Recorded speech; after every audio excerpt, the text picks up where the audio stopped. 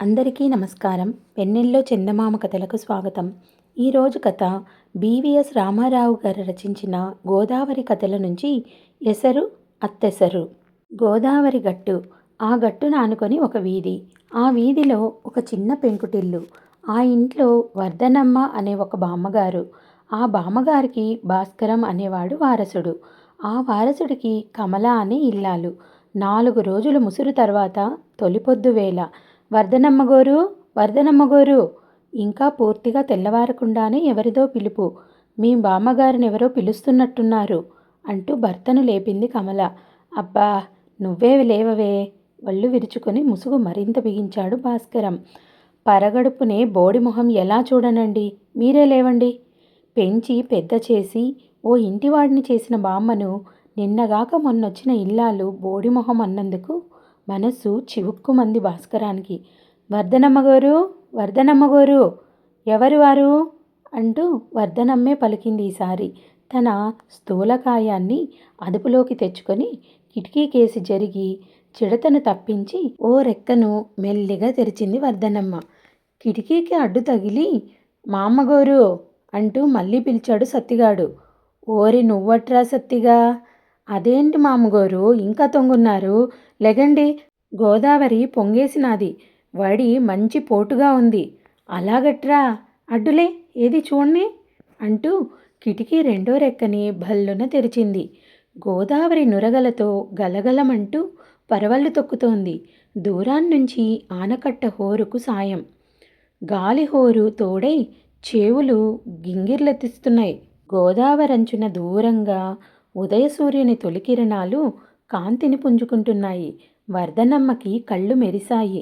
ఒరే, పుల్లలేమైనా కొట్టుకొచ్చాయిరా గోదాట్లో? అందుకే కదమ్మా నేనొచ్చింది. జాలరిపేట జనమంతా తెప్పలుచ్చుకొని ఏట్లోకి దూకేశారు. సుక్క పొడవకుండా 6 నేరడు దుంగల్ని, 3 మద్ది దూలాల్ని అంకాలమ్మ రేవుకాడికి సేరేశారు. తుమ్మమోళ్ల సంగతి చెప్పనే అక్కర్లేదు. బొడ్డూడని కుర్రనాయాలు సైతం కర్రకి డొంకిని కట్టి లాగేస్తున్నారు. గోదావరికి వరదలొస్తే చాలు వర్ధనమ్మకి కాళ్ళు నిలబడవు. వరదలో కొట్టుకు వచ్చే కంప, కలపని ఈది పట్టుకోవడానికి కూలీల్ని పురమాయించి ఏడాదికి సరిపడా వంట చెరుకు చేరేసుకుంటుంది. పొద్దున్నే ఓ కుంచెడు బియ్యం వార్చి పాత చింతకాయో మాగాయి పచ్చడో వేసి కూలీలకి పెట్టడం, వాళ్ళు ఈది పట్టిన దొంగల్ని గట్టుకు చేరేయటం, వాటిని నరికించి పెరట్లోకి సర్దించడం వరద రోజుల్లో ఆవిడ వ్యాపకం. కిరాయి ఎంతిస్తే అంత సరిపెట్టుకోవడం కూలీలకు రివాజు. నాకసలు డబ్బే వద్దు, తందేలే మరోసారి వేడిగా పట్టెడన్నం పెడితే చాలు అనే వాళ్ళలో సత్తిగాడొకడు. మామగోరు, అన్నం ఏడిగా వండండి, మాగాయి పచ్చడి వద్దేసేయండి, తినేసి గోదారంతా ఈదెత్తాను. ఈలోగా రేవుకాడికెళ్ళి కాస్త పుక్కలించి వచ్చేస్తాను. ఈ ఏడు చింత తుమ్మ కాకుండా టేకు ఏగిస మీ పొయ్యిలో మండాలా అంటూ మెరుపులా మాయమయ్యాడు సత్తిగాడు. 4 రోజులుగా ముసురు మరుగున పడి పొద్దు నియమం గల తనని పస్తులు పెట్టిన సూర్యభగవానుణ్ణి కోపంగా చూసి వాలాయితీగా ఓ దండం పెట్టి గుడికేసి తిరిగి శిఖర దర్శనం చేసుకొని ఆ చేత్తోనే మరో దండం పెట్టి కార్యాచరణకు ఉపక్రమించింది వర్ధనమ్మ. నీళ్ల పొయ్యి అంటించడానికి పెరట్లోకి వస్తున్న కమల గుమ్మంలోనే ఆగిపోయింది ఆశ్చర్యంగా. ఇన్నాళ్ళు చిందరవందరగా ఉన్న పెరడు అద్దంలా అలకబడి ఉంది. నీళ్ల పొయ్యి మీద కొంచెం గిన్నెలో ఎసరు మరుగుతోంది. వర్ధనమ్మ కూనిరాగాలు తీస్తూ మానెడు బియ్యం ఎసట్లోకి దేవుతోంది. 4 రోజుల ఉపవాసం బాపతి తిండి ఇప్పుడొక్కసారే లాగించేస్తుంది కామోసీవిడ అని దవళ్ళు నొక్కుకొని చటుక్కున గదిలోకి వెళ్ళిపోయింది కమల. నీళ్ల కోసం పదుంపులను నములుతూ పెరట్లోకి అడుగుపెట్టిన భాస్కరం కూడా ఆశ్చర్యపోయాడు. బామ్మ ఇంత పెందరాలే స్వయం పాకంలోకి దిగినందుకు. అవును పాపం, 4 రోజులుగా పస్తుంది, ఆకలి వేయదు మరి అని జాలిపడి, బామ్మ అసలే నీరసించిపోయావు, ఇవాళ కూడా స్వయం పాకం దేనికి? కమల చేత మడికట్టించి ఇంత అత్తెసరు వేయించుకోకూడదా? ఎంతకని కష్టపడతావు అన్నాడు. ఈ మాటలు విన్న కమల అదిరిపడింది. చలిలో తనెక్కడ తల తడుపుకోవాల్సి వస్తుందోనని, పైగా ఆ కొంచెం గిన్నె తనెక్కడ వార్చాలోనని మొగుడు పురమాయింపులకు చివాట్లు వేయడం కోసం, ఏవండి ఇలా రండి, కాఫీ చల్లారిపోతోంది అని కేకేసింది కమల. ఇంకా కుంపటి కూడా అంటించకుండానే. మామగోరు అంటూ 2 బారెల అరిటాకుతో సహా పెరట్లో సిద్ధమయ్యాడు సత్తిగాడు. ఒరే, ఒక్క నిమిషం కూర్చో, అన్నం వారుస్తాను అంటూ పొయ్యి దగ్గరికి వెళ్ళింది వర్ధనమ్మ. మరుక్షణంలోనే మాగాయి పచ్చడితో పాటు సెగలు కక్కుతున్న వేడి వేడి అన్నాన్ని గిన్నెలో సగానికి పైగా విస్తట్లో గుమ్మరించింది. ఆవిరి సెగకు ముఖం దగ్గరగా ఉంచి అన్నం బాపతూ గుమగుమని ఒక్కసారి పీల్చి ఆవురావురమంటూ ముద్దను నోట్లో కూరుకొని, మామగారు, మీ చేతి ముద్ద కోసం గోదారి తల్లి ఎప్పుడు పొంగుద్దా అని కాసుక్కూర్చున్నాను అన్నాడు డెక్కుతూ. ఒరేయ్, నెమ్మదిగా తిను, ఇంకా కావలసినంత ఉంది అంటూ నీళ్ల చెంబు సత్తిగాడి పక్కన ఉంచి వాడికి ఎదురుగా చతికిలపడింది. సత్తిగాడు తల ఎత్తకుండా విస్తట్లో సరుకు లాగించేస్తున్నాడు. ఆ కరుడలా పక్కకు లాగు, ఇంకాస్త అన్నం వడ్డిస్తా అంటూ గిన్నెను పూర్తిగా వంచేసి పచ్చడి మరోసారి వడ్డించింది వర్ధనమ్మ. సత్తిగాడు ఆకు మధ్యకు అన్నాన్ని తాపీగా లాక్కొని మఠం మార్చి దూకుడు తగ్గించి చిన్న ముద్దల్లోకి దిగాడు. అదేమిట్రా, అన్నం పారేస్తావా ఏమిటి? సచ్చినా పారేయను. ఈ రుచి సానాసేపు నాలుక మీద ఉండాలని నెమ్మదిగా తింటున్నానమ్మా. ఒరేయ్, భుక్తాయాసంగా ఉంటే అరుగు మీద కూర్చొని కాసేపు పోయాకే వెళ్ళి ఈదు. పుల్లలు ఇవాళ కాకపోతే రేపు ఏరుకోవచ్చు. తినడానికి నాకు ఆయాసమేటి తల్లి, ఇంకో ఇంత తినేయగలను. ఆ సత్తుగిన్నెలో ఏముంది? వార్చిన గంజిరా, అది కూడా ఇలా ఇచ్చేయండి, కాసింత ఉప్పేసుకొని తాగెత్తాను. మా నాయనే, ఉండు, ఉప్పు తెస్తాను అంటూ భారంగా లేచి వంటింటికేసి వెళ్ళింది. వంటింటి వసారాలో కమల ఏం వండాలో తేల్చుకోవడానికి కూరగాయల బుట్ట ముందేసుకుంది.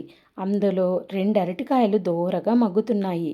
ఇవి ముసలావిడ కంటపడితే ఏ దారిన పోయే దానయ్యకో ఇచ్చేస్తుంది అని భయపడి ఆ 2 బొంతరటి పళ్ళు చటుక్కున ఉప్పు జాడీలో పడేసి వచ్చి కూర్చుంది. వర్ధన్నమ్మ కాళ్ళు ఈడ్చుకుంటూ వంటింట్లోకి వచ్చి జాడీలో చేయి పెట్టింది.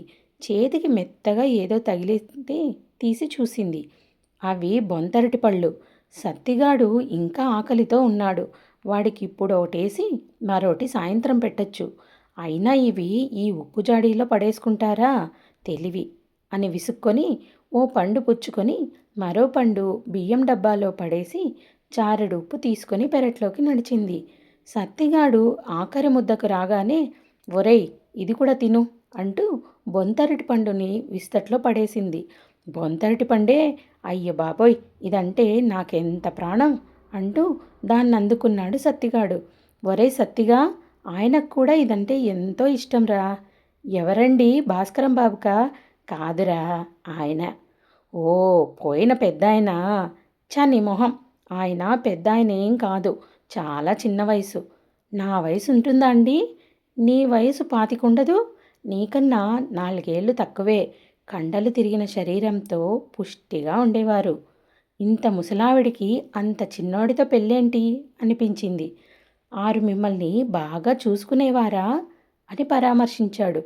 నన్నొక్క క్షణం కూడా వదిలిపెట్టేవారు కాదురా, ఎప్పుడూ నా కొంగొట్టుకొని తిరిగేవారు అంది కంటతడి తుడుచుకుంటూ. ఏరా, ఇంకో పండు తింటావట్రా? వద్దమ్మా, ఆ ఉప్పు కాస్త గంజిలో పడేసింది, తాగెత్తను. గంజి గిన్నె ముందుకు నెట్టింది. గిన్నె చప్పరిస్తూ, మా అమ్మగారు, ఎన్నాళ్లకో ఇలా కడుపు నిండా తిన్నా. ఇయాల చూడండి, గోదారంతా గాలించి మీ జన్మలో ఇంక పుల్లల్ని కొనక్కర్లేకుండా చేస్తాను అంటూ గంజిని గడగడ తాగేశాడు. ఏరా, మీ అమ్మ కూడు సరిగ్గా పెట్టడం లేదేంట్రా? వాడి అమాయకత్వానికి జాలిపడింది వర్ధనమ్మ. ఉప్పు జాడీ కోసం వెళ్ళింది ముసల్ది. అరటిపళ్ళు కాజేసిందేంటి చెప్పమా అని జాడీల్లో చెయ్యి పెట్టి తడిమింది కమల.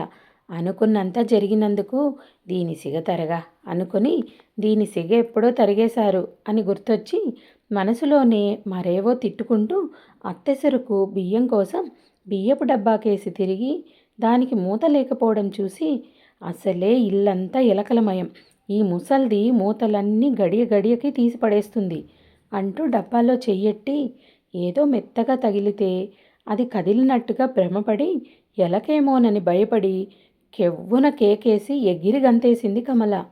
కమల కేక విన్న భాస్కరం వీధి అరుగు మించి వంటింటి వసారాలోకి ఏకాఏకి దూకాడు. వర్ధన్నమ్మ కూడా కంగారుగా వచ్చింది.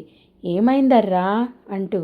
భాస్కరం అసలు విషయం తెలుసుకోకుండానే చిందులు తొక్కేస్తూ కంగారు పడుతున్నాడు.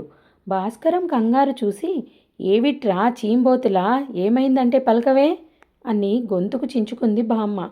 బామ్మ చీంబోతు అన్నందుకు కాదు గాని పెళ్ళాం విన్నందుకు కోపం వచ్చింది భాస్కరానికి. ఇరాకు ఒక్కసారిగా కట్టలు తెంచుకోగా వంకలేనమ్మ డొంకట్టుకు వేలాడినట్టు, ఏమిటి బామ్మ, అడ్డగాడిదలందర్నీ పిలిచి సంతర్పణ చేస్తున్నావు?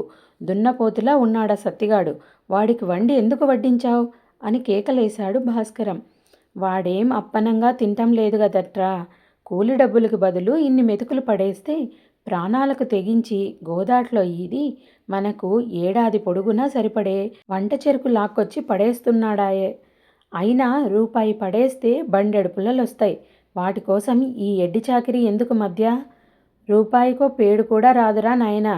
నువ్వు కొనడం మొదలెడితే ఇంతోటి నీ 200 జీతం పుల్లలకే సరిపోదు. అలా అన్నం అమ్మి పుల్లలు కొనడం మా ఇంటా వంట లేదు అని దెప్పి పొడిచింది కమల. ఆ మాటలను విన్న భాస్కరానికి మరింత అహం తలకెక్కి, చెప్తే వినవు, నీకు తోచదు, కావలసిన పుల్లలు డబ్బిచ్చి కొనొచ్చులే అంటూ విరుచుకుపడ్డాడు. నే పోయాక అలాగే చేద్దులే నాయనా అంటూ వీధిలోకి నడిచింది వర్ధనమ్మ. వర్ధనమ్మకు మనసు కష్టపడినప్పుడల్లా రేవుకేసి వెళ్ళి గోదావరిని చూస్తూ కూర్చుంటుంది. చల్లని గోదావరి ఇట్టే ఆమె మనసును కుదుటపరుస్తుంది. అలా ఎన్నో ఏళ్లుగా భరింపలేని కష్టాలను ఎదుర్కొనే శక్తి ఆమెకు 6 పుష్కరాలుగా ఆ గోదావరే ఇచ్చింది. పొద్దుట్నుంచి వంట చెరుకు వ్యాపకంలో క్షణం తీరిక లేకుండా హైరానా పడడంతో మరింత అలసి తులసికోటకు చేరపడింది వర్ధనమ్మ. ఎసట్లో తనకో గిద్దెడు బియ్యం పడేసుకోవడానికి కూడా ఓపిక లేకపోయింది ఆవిడకి. వర్ధనమ్మ గోరు అంటూ పెరటి తలుపు తట్టింది పైడమ్మ. తర్వాత రావే, మడిగట్టుకున్నాను. తెల్లారనగా పోయాడా సత్తిగాడు. 4 రోజుల నుంచి లంకనాలతో మంచానికి అంటుకుపోయాడు. నిన్న రాత్రే కాస్త జ్వరం తగ్గి మనిసయ్యాడు. ఆ మాటలను విన్న వర్ధనమ్మ సమాధానం చెప్పడానికి కూడా ఓపిక లేక చెవులప్పగించి ఊరుకుంది.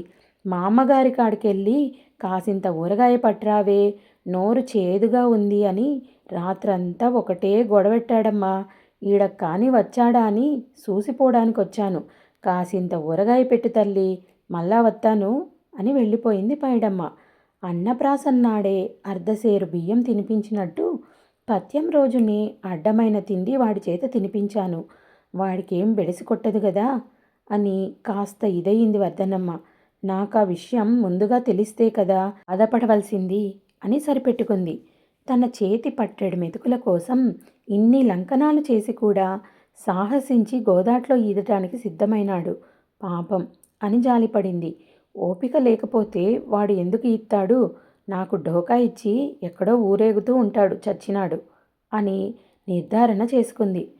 వెర్రిబాగులవాడు నిజంగా ఈదడానికి పోయింటాడేమో అప్రదిష్ట అనుకొని అనుమానం పడింది. ఆ అనుమానం కాస్త భయంగా మారింది. ఏదో కీడు శంకించి ఆందోళన పడసాగింది.